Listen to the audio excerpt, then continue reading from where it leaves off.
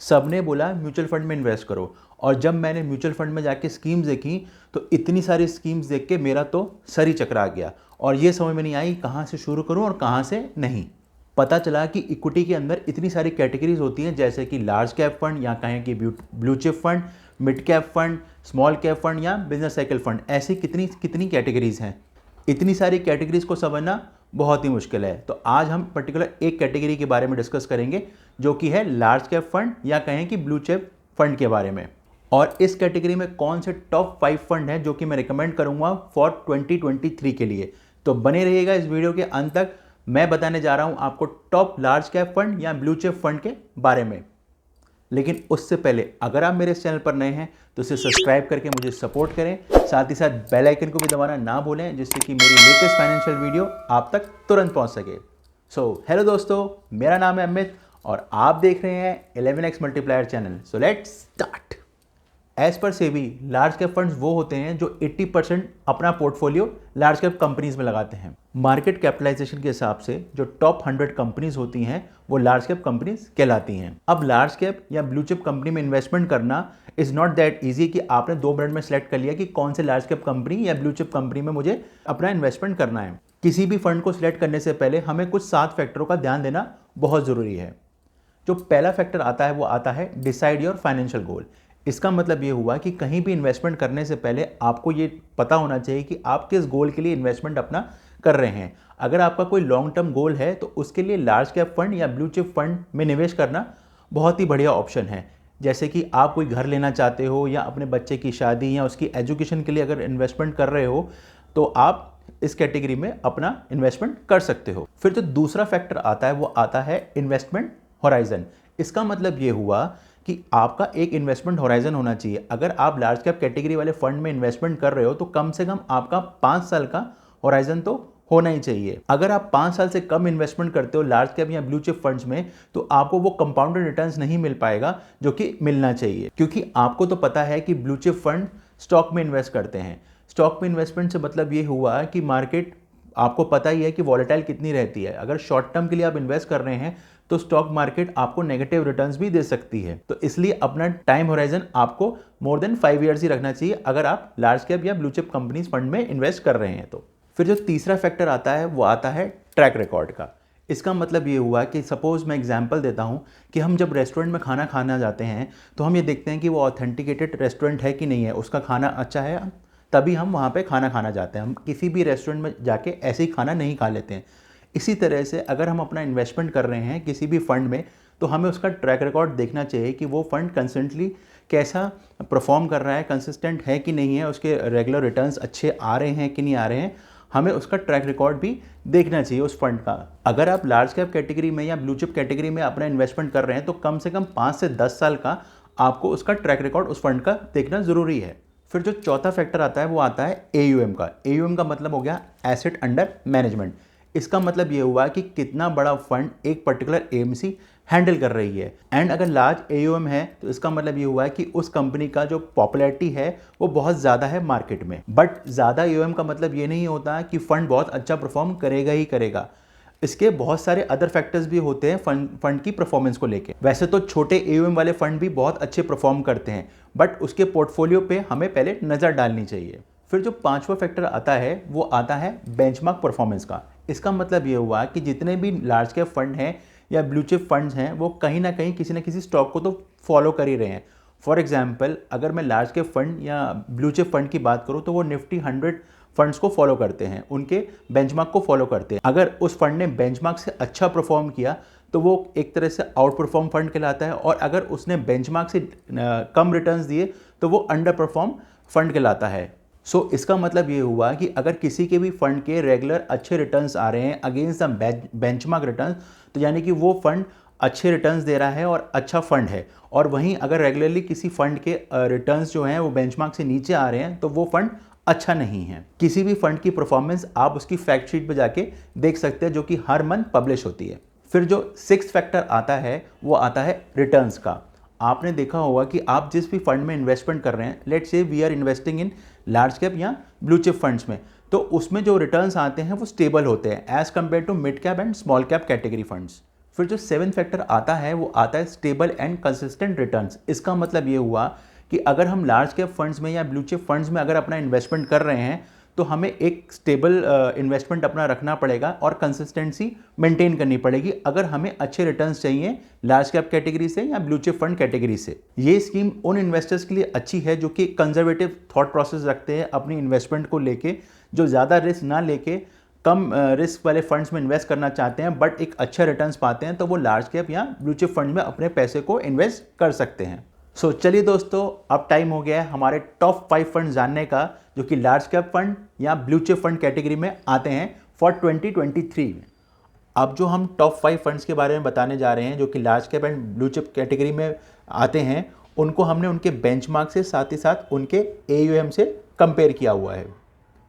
तो 5th position पे जो हमारा फंड आता है वो आता है from ICICI prudential mutual fund. इसका हमने लिया हुआ ICICI prudential blue chip fund. अगर मैं इस फंड के पास परफॉर्मेंस की बात करूं तो ICICI prudential blue chip fund ने जो लास्ट 5 ईयर्स में जो रिटर्न दी हैं वो दिए हैं 12.43%। और अगर मैं इसके बेंचमार्क रिटर्न्स की बात करूं जो कि निफ्टी 100 TRI बेंचमार्क फॉलो करता है, उसने जो रिटर्न्स दिए हैं वो 12.18% दिए हैं, यानी कि इसने अपने बेंचमार्क को कहीं ना कहीं बीट किया है। अगर मैं इस फर्दर इसके AUM की बात करूं तो इसका जो AUM आ रहा है वो आ रहा है 35929 CR का, और नंबर ऑफ स्टॉक इस फंड में जो है वो है 70, और जो इसमें मार्केट कैपिटलाइजेशन के हिसाब से जो एलोकेशन किया हुआ है वो 81.84% जो है लार्ज कैप में है, 8.2% मिड कैप में एंड 0.6% इस फंड में स्मॉल कैप में लगा हुआ है पैसा। अगर मैं इस फंड के टॉप होल्डिंग्स की बात करूं तो इसके टॉप होल्डिंग्स में जो आप स्क्रीन पर देख रहे हैं ये इसके टॉप 10 होल्डिंग्स हैं। और अगर मैं इसके सेक्टर्स की टॉप 5 सेक्टर्स की बात करूं तो सबसे ज़्यादा पैसा इन्होंने बैंक में लगा रखा है, फिर IT सेक्टर में लगा रखा है, फिर क्रूड ऑयल में, मिसलेनियस एंड फिर 5th में ऑटोमोबाइल सेक्टर में इन्होंने पैसा लगा रखा है। अब मैं 4th पोजीशन में बात करूं तो जो फंड मैंने लिया है as per the benchmark returns वो आता है कोटक का कोटक ब्लू चिप फंड। अगर हम इसके पास परफॉर्मेंस की बात करें तो कोटक ब्लू चिप फंड ने जो लास्ट 5 ईयर्स में जो रिटर्न्स दिए हैं वो दिए हैं 12.50%। और इसके अगर बेंचमार्क की बात करूं जो कि निफ्टी 100 TRI है, उसने जो रिटर्न्स दिए हैं लास्ट 5 ईयर्स में वो दिए हैं 12.18। इस फंड ने भी आउट परफॉर्म किया है अगेंस्ट द बेंचमार्क रिटर्न्स।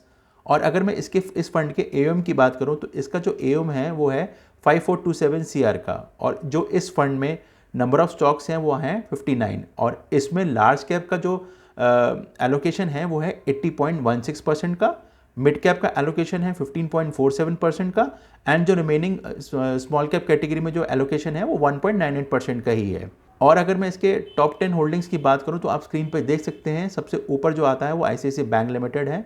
फिर अगर मैं टॉप 5 सेक्टर्स की बात करूं इस कोटक ब्लू चिप फंड की, तो सबसे पहला जो सेक्टर इन्होंने एलोकेट किया हुआ है वो है बैंक, जिसमें 23.67% का एलोकेशन है। उसके बाद IT सेक्टर है, फिर है ऑटोमोबाइल, फिर क्रूड ऑयल, और फिर लास्ट में जो उन्होंने टॉप 5 सेक्टर्स में है वो है FMCG। अब मैं अगर 3rd पोजीशन की बात करूं लार्ज कैप या ब्लू चिप कैटेगरी के फंड में, तो जो हमने 3rd पोजीशन पे लिया है वो है एडलवाइस का म्यूचुअल फंड। इसका एडलवाइस का लार्ज कैप फंड है जो हमने कंसिडर किया है अपने टॉप 5 की लिस्ट में।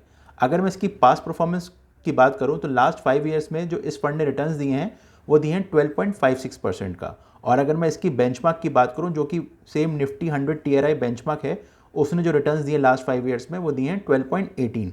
इस फंड ने भी अपने बेंचमार्क से आउट परफॉर्म किया है और इसने अपने बेंचमार्क को बीट किया है। अगर मैं इसके AUM की बात करूं तो ये सबसे छोटा AUM है अगर मैं बाकी फंड्स के कंपेयर करूं तो 391 CR का, और इस फंड में जो नंबर ऑफ स्टॉक्स हैं वो अराउंड 65 हैं, और इसमें जो मार्केट कैपिटलाइजेशन के हिसाब से जो एलोकेशन हो रखा है लार्ज कैप में वो 81.0% इसका लार्ज कैप में एलोकेशन है फंड्स का। उसके बाद 11.97 मिड कैप में है एंड स्मॉल कैप में 0%, यानी कि स्मॉल कैप में इस फंड ने कोई इन्वेस्टमेंट नहीं कर रखा है। फिर मैं अगर इसकी टॉप 10 होल्डिंग्स की बात करूं तो सबसे ऊपर ICICI बैंक ही आता है जो कि बाकी फंड्स में भी आपने देखा था। अगर मैं इसके टॉप 5 सेक्टर की एलोकेशन की बात करूं तो इस फंड में भी सबसे ऊपर जो एलोकेशन हो रखा है वो बैंक में हो रखा है विच इज़ 27.02%, फिर IT में है, फिर फाइनेंस में है, फिर 4th में है FMCG में, और सबसे आखिरी जो इसका टॉप 5 में आता है वो आता है क्रूड ऑयल। फिर जो 2nd पोजीशन में हमारा जो फंड आ रहा है वो आ रहा है एक्सिस म्यूचुअल फंड का एक्सिस ब्लू चिप फंड। अगर मैं इसकी पास्ट परफॉर्मेंस की बात करूं एक्सिस ब्लू चिप फंड की, तो एक्सिस ब्लू चिप फंड ने लास्ट 5 ईयर्स में जो रिटर्न्स दिए हैं वो 12.76% के दिए हैं। अगर मैं इसके बेंचमार्क की बात करूं तो S&P BSE 100 बेंचमार्क को ये फॉलो करता है, जिसने रिटर्न्स दिए हैं 12.50% के लास्ट 5 ईयर्स में। और मैं इसके AUM की बात करूं तो इस फंड का जो AUM है वो सबसे ज़्यादा है, विच इज़ 36890 CR। और अगर मैं इस फंड में नंबर ऑफ स्टॉक्स की बात करूं तो ये फंड 37 स्टॉक्स को होल्ड करता है। और लार्ज कैप में जो इसका मार्केट कैपिटलाइजेशन है वो 88.75% है। मिड कैप में जो इसने एलोकेशन किया हुआ है वो 0.47% किया हुआ है। और स्मॉल कैप की अगर मैं बात करूं तो इसने अभी इसमें कुछ एलोकेशन नहीं किया हुआ है। अगर मैं इसके टॉप 10 होल्डिंग्स की बात करूं तो इसने क्लियरिंग कॉर्पोरेशन ऑफ इंडिया में 10.12% की होल्डिंग दी हुई है। आप स्क्रीन पर टॉप 10 होल्डिंग्स देख सकते हैं। अगर मैं इनके टॉप 5 सेक्टर्स की एलोकेशन की बात करूं तो सबसे ऊपर इन्होंने फाइनेंस सेक्टर लिया हुआ है, जिसमें इन्होंने एलोकेशन किया हुआ है 24.51% का। फिर उन्होंने बैंक सेक्टर में एलोकेशन किया हुआ है, फिर IT में, फिर फोर्थ इनका रिटेलिंग में है, और फिफ्थ इनका ऑटोमोबाइल सेक्टर में इन्होंने एलोकेशन किया हुआ है। ये टॉप 5 सेक्टर्स हैं जहाँ पे इन्होंने मेजरली अपना एलोकेशन किया हुआ है। फिर जो टॉप 5 फंड में फर्स्ट पोजीशन पे जो फंड आ रहा है large cap and blue chip category में, वो आ रहा है कैनरा रोबेको म्यूचुअल फंड का Canara Robeco blue chip equity fund.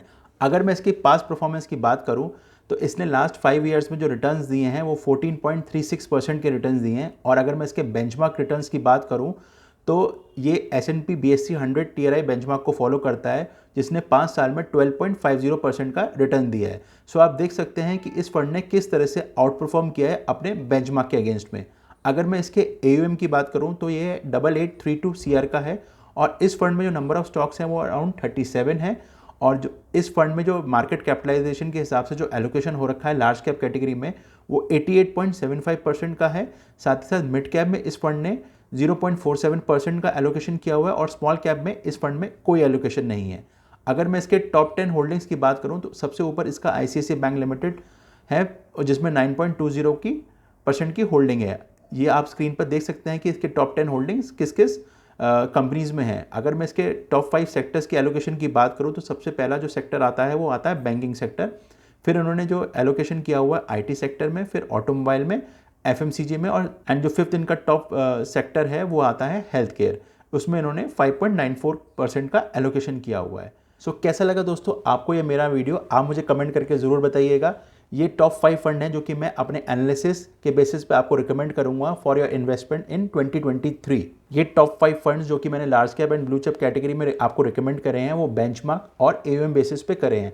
आने वाले वीडियोस मेरे mid cap, small cap, business cycle fund, अलग अलग कैटेगरी में मेरे टॉप 5 रिकमेंडेशन बहुत जल्दी आपको मिल जाएंगे। सो आप स्टे ट्यून रहें। एंड अगर आप मेरे इस चैनल पर नए हैं तो इसे सब्सक्राइब करना ना भूलें, इससे मुझे सपोर्ट मिलेगा।